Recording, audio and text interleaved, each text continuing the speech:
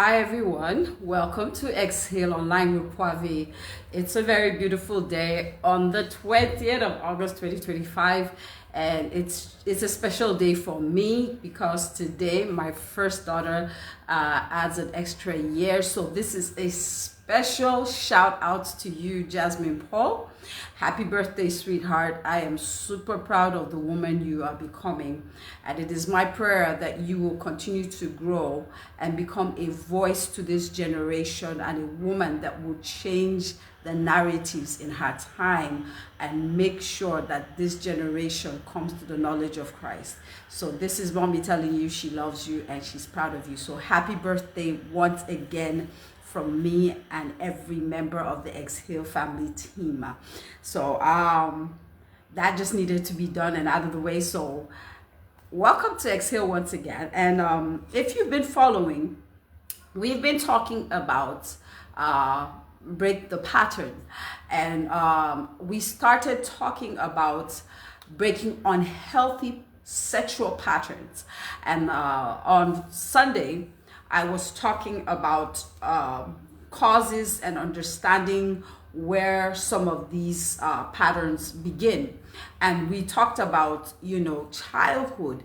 And I specifically remember saying that parents were, most parents in times past and in current generations are a bit little too careless for my liking when it comes to exposing their children to things on the sexual side.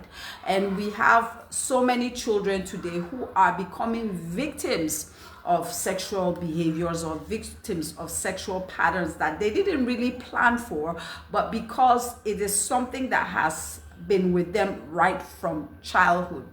And today we're going to be stepping it up a notch, and we're going to be talking about aside the childhood molestation and exposure, another thing would be trauma.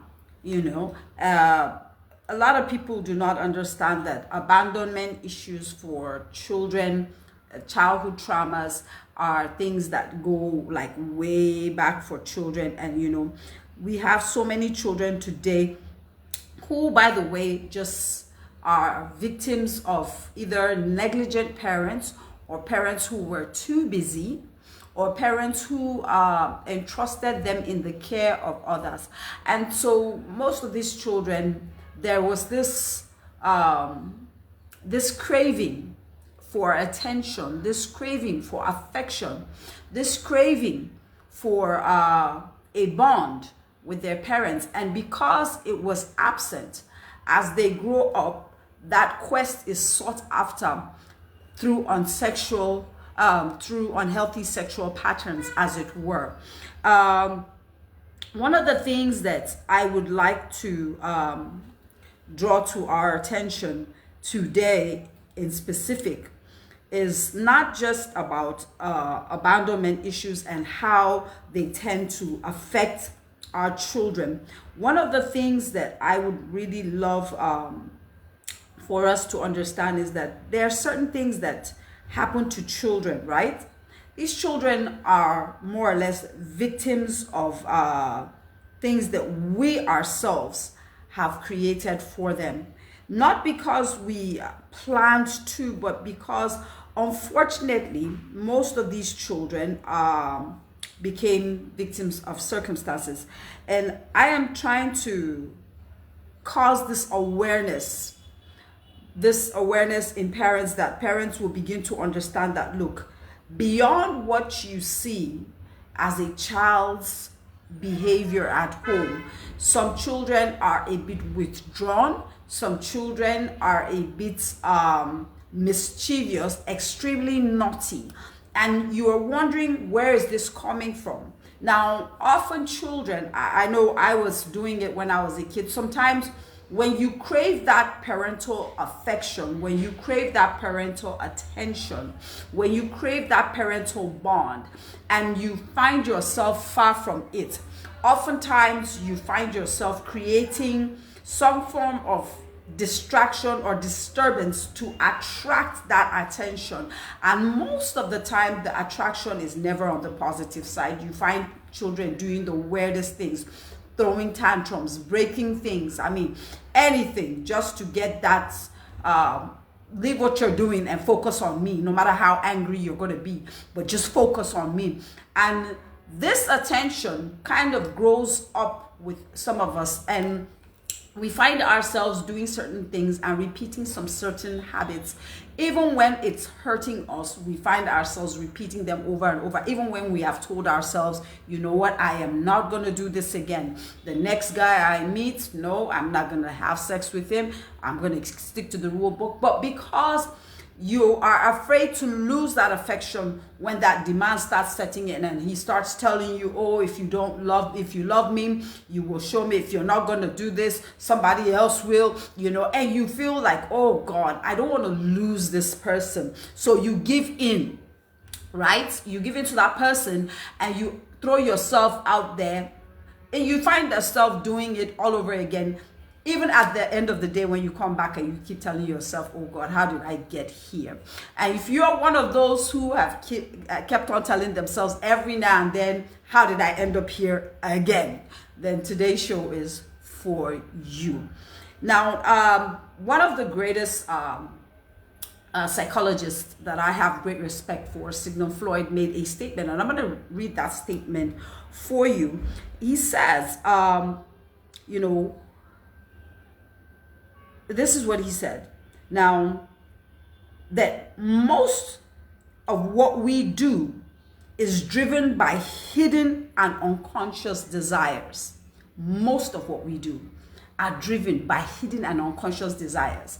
Now, we grow up, these things have already locked in, like I told you, right from childhood, or you grew up, as a teenager, you're craving that attention, that affection from home, and you're not getting it. You're craving that that bond with your family or your parents, as it were, and you're not getting it. Especially for us as young ladies, sometimes you crave the attention of daddy, or you want to be there with mommy. Mommy's not giving you that desired attention, and all that. I remember my friend of blessed memory, I was counseling her little girl, and she noticed that her daughter was a bit withdrawn and her daughter was very angry. And I'm guessing she must have been like 6, 7. Let's say like 7 years and all that. And I really felt really bad for her, because for a child that young to be so withdrawn, her friends are outside playing, she doesn't want to play because they pick on her, they bully her, and the mom was really concerned. So she called me and she was like, look, I really need you to come sit with her and talk to her.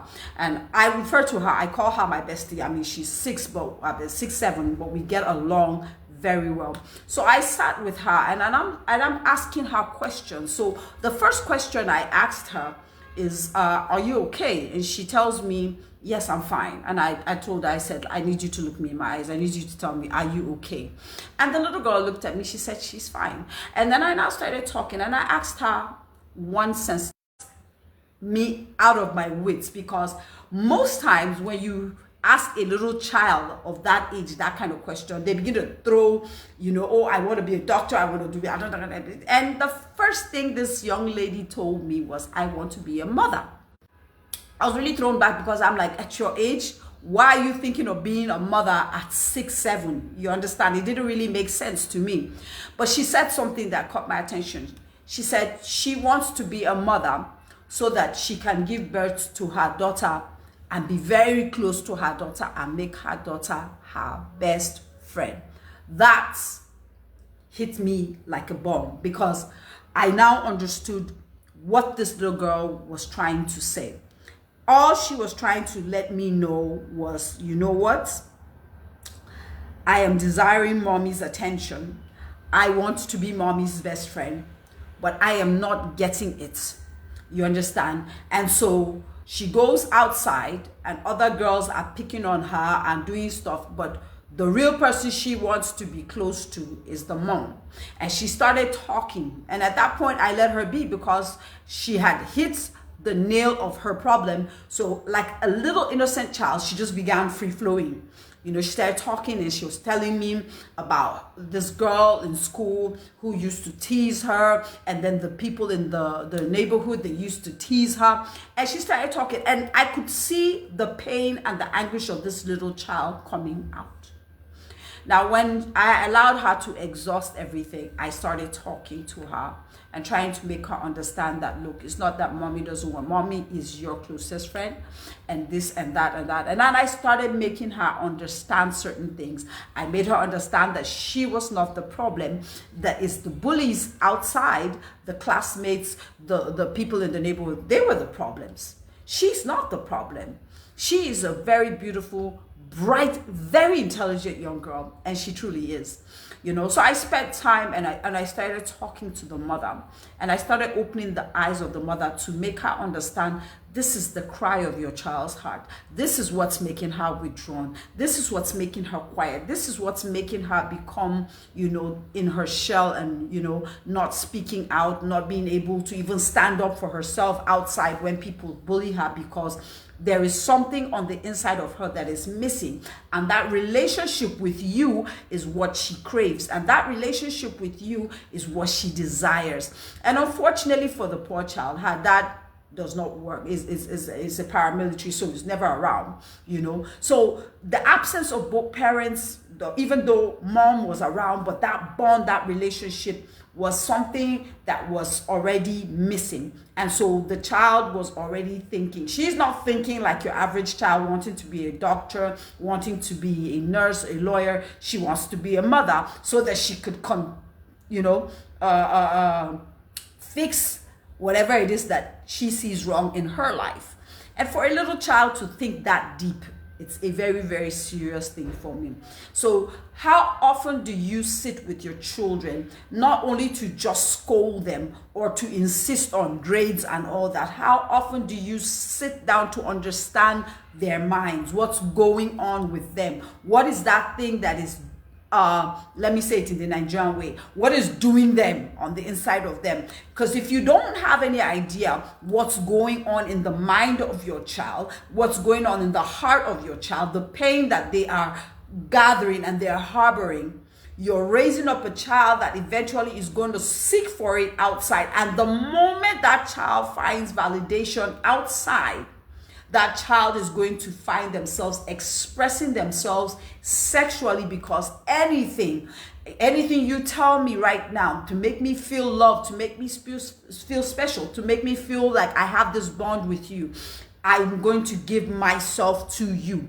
And often the times, most of us became victims as a result of this. You find yourself falling in love with the wrong people over and over again, only because they understand that what this one is looking for is attention, what this person is looking for is affection. So they come with all the things you like at the beginning, they rope you in, you know, until you are sucked in, and before you know it, you're giving yourself to them, you're giving your body to them. It now becomes a consistent habit, a consistent pattern, until they find the next best thing and they leave you hanging. And I'm not just talking about ladies here, I'm talking about both men and women, because believe it or not, it's happening to men as well. So like Sigmund Freud would say, most of the things we are going through now, the struggles that we are facing now, those things that people do not see but we see on the inside, are as a result of the hidden desires on the inside of us. Those things that we actually really wanted but we didn't get, so we find it somewhere and we are able to express it in the wrong way, and it becomes so unhealthy, because before a young girl knows it, she has slept with so many men looking for affection. And guess what? The more you are sleeping with so many men, or a man that is just sleeping with anything in skirt, you know, the sales girl, the lady downstairs, the lady outside, the lady selling stuff to you, the lady cutting your hair, whatever it is, the moment you find yourself with multiple partners up and down, there is something that is missing on the inside of you. And if you will not identify it, let me just quote this: whatever unconscious thing you do not expose and make it to become conscious, you know, you will begin to accept it as faith. And faith, when I mean faith, F-A-T-E, faith is something you believe it's just meant to happen. No, you living an unhealthy sexual pattern in life is not faith.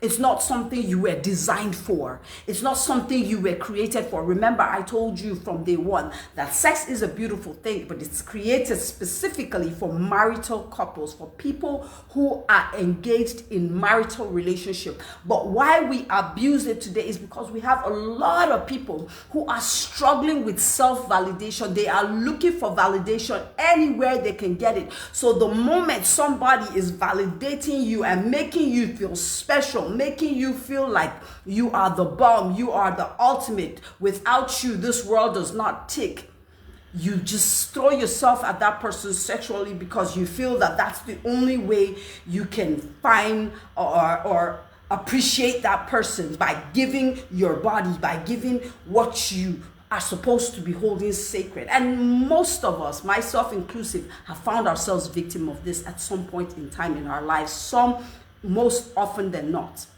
And it's sad because aside our youth, you'd be amazed.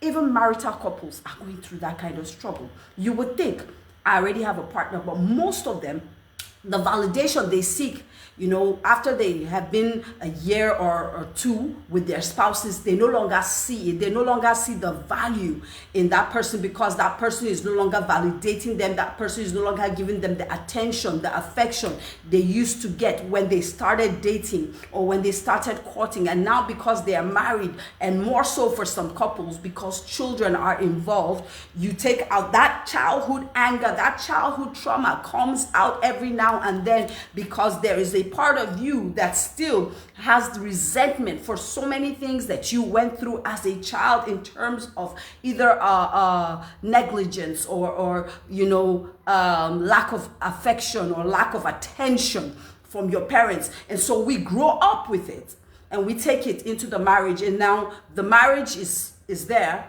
You have that partner, but you can't even give the partner the best of you. Why? Because something on the inside of you is already missing. You yourself, you are searching for it. And it's even worse when your partner or your marital spouse is also searching for it. Now you have two people who are looking for something desperately, but can't offer it because both of them are lacking it. So they come together, and often not, why I feel, that's my opinion, that most of the divorces we encounter in this generation is as a result of so many children who felt neglected as youth. Especially, I always say it's so sad because the 70s and 80s parents were really hardworking. They gave the best of life to us, their children, but it came with a cost because most of them were so busy they were not at home.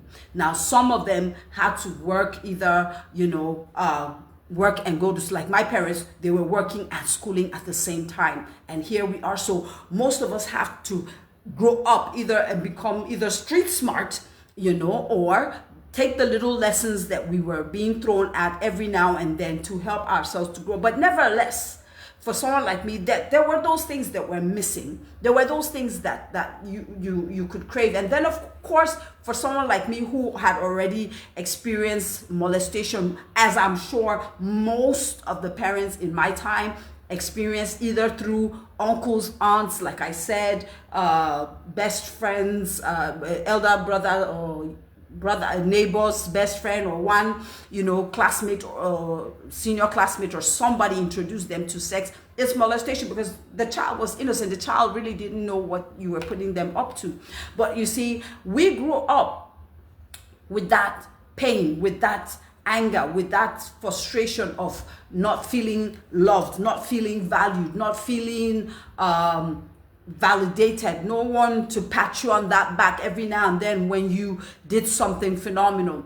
And so you find this particular generation trying too hard, where most of us as parents, I see myself doing it from time to time, where you find out, you see yourself, you know, trying too hard to be really there for your children. And in the process of doing it, we overdo it, because at the end of the day, we're either, exposing the children too quickly to adulthood that they're not supposed to. I see young mothers nowadays, dressing their little girls, with human hair, putting makeup, making them wear bomb shorts, and the little children are posing in ways that young adults are supposed to be doing. And these are things that we think it's super cool. We think we're being a Gen Z mother, but no, you are exposing this child to a pattern that she's not ready for, because she's looking older than her age. She's beginning to understand that it means I could, wear bomb shorts or wear a crop top and step outside, and this crazy thing I see young teenagers and even ladies in their 20s, and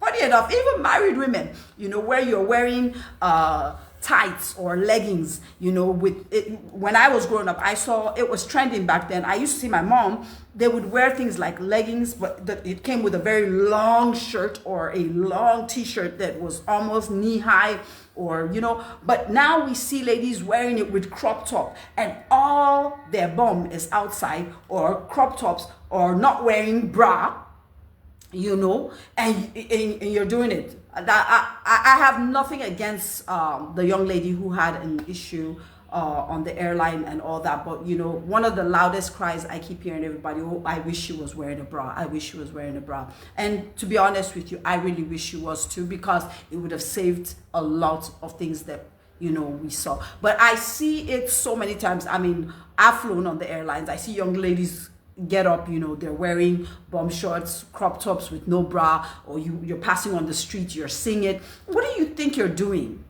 You think it's a way of looking cool. You think it's a way of looking fly. You think it's a way of looking like, the best babe on earth. But you really do not know that what you're doing is you're attracting the wrong vibe from men to you, because the average man who sees you is not thinking marriage. He's thinking, I want to sleep with that. Because of course, if he sees you exposing all that, he wants to believe he's not the first.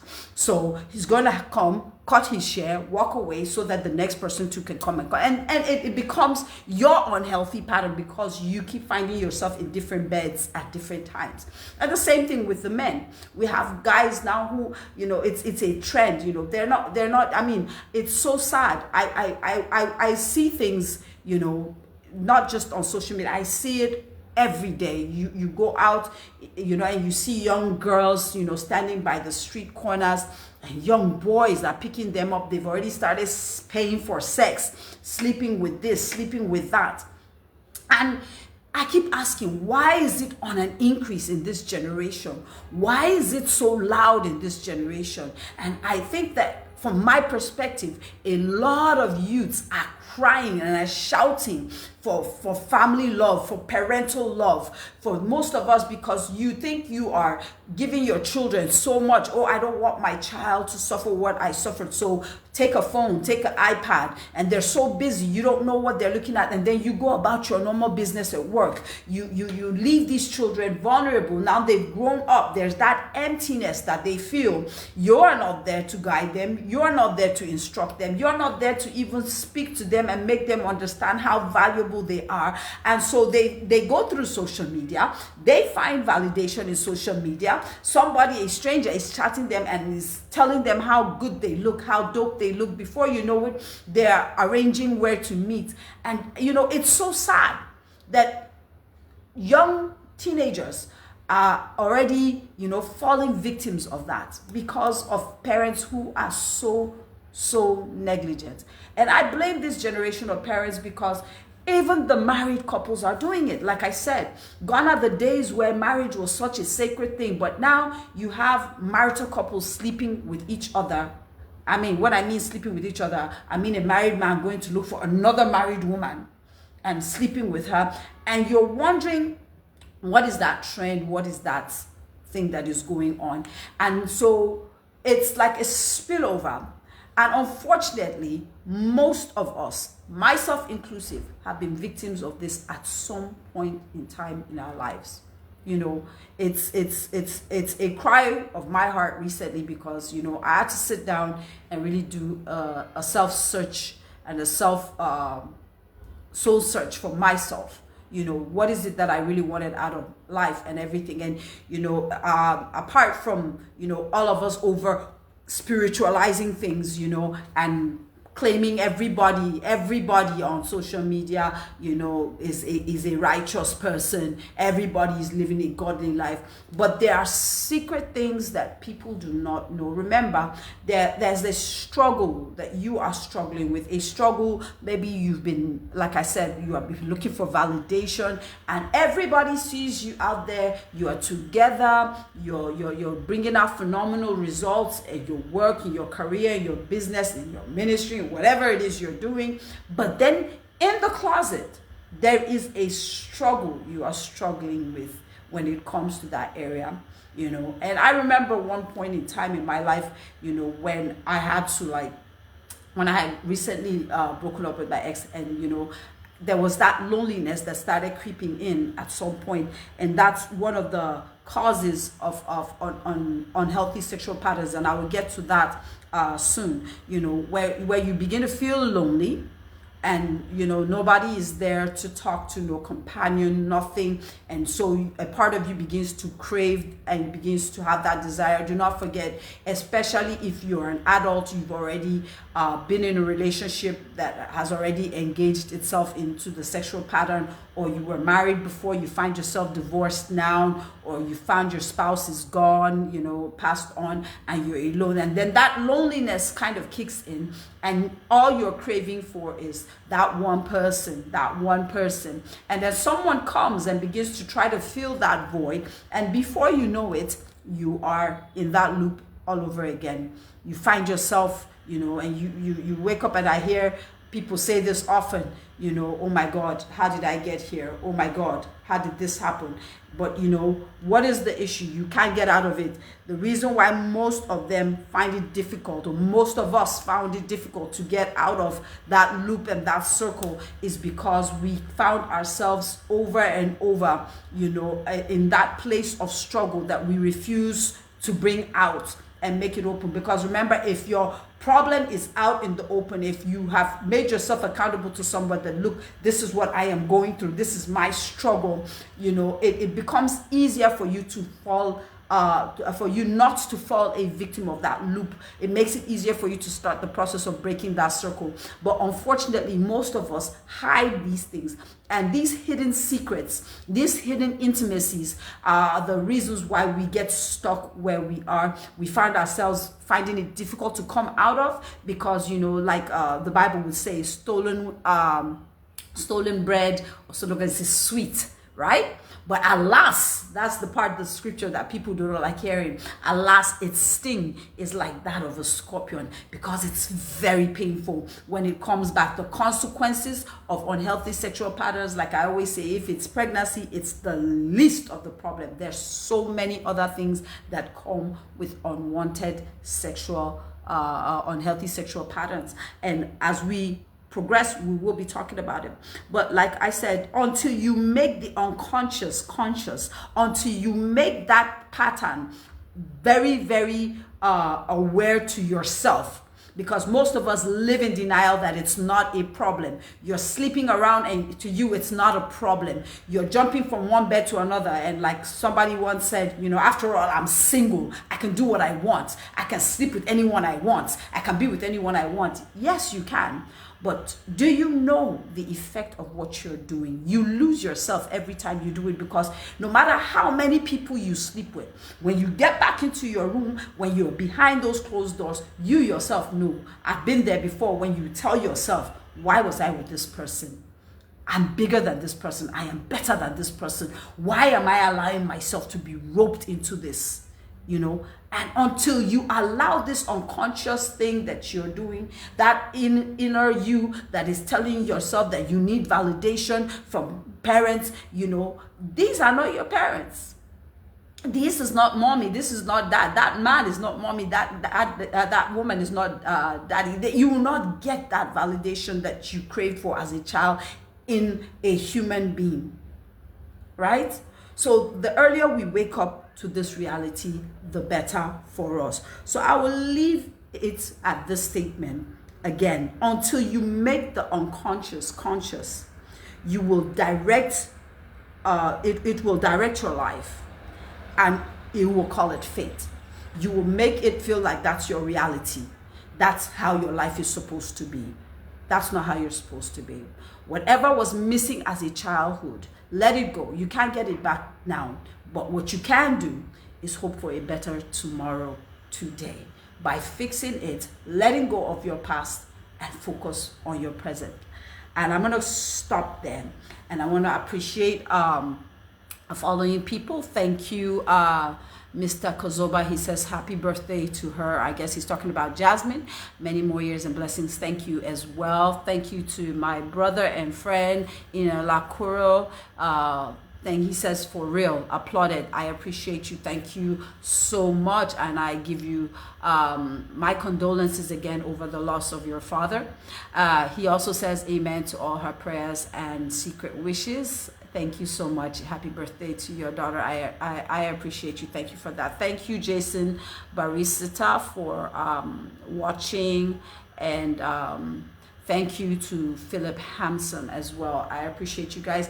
And again, I see my good friends coming in and going out. I appreciate every one of you. And please, if you have not yet subscribed to the YouTube channel, it's EX-HALE Online with Pravi. Please, please, please, we're trying to hit a target. Please go like and subscribe to our YouTube channel. All the videos, we're compiling them, will be sent there.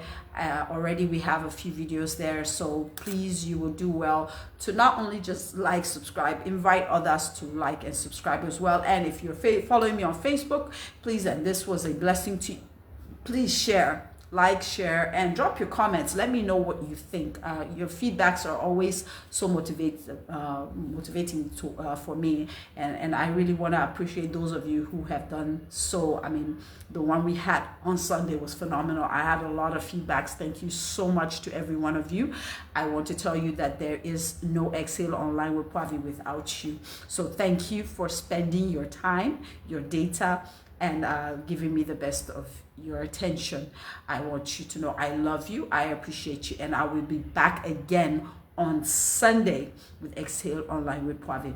Till I see you again, please be the reason why someone smiles and does not want to take their life. God bless you. Mwah.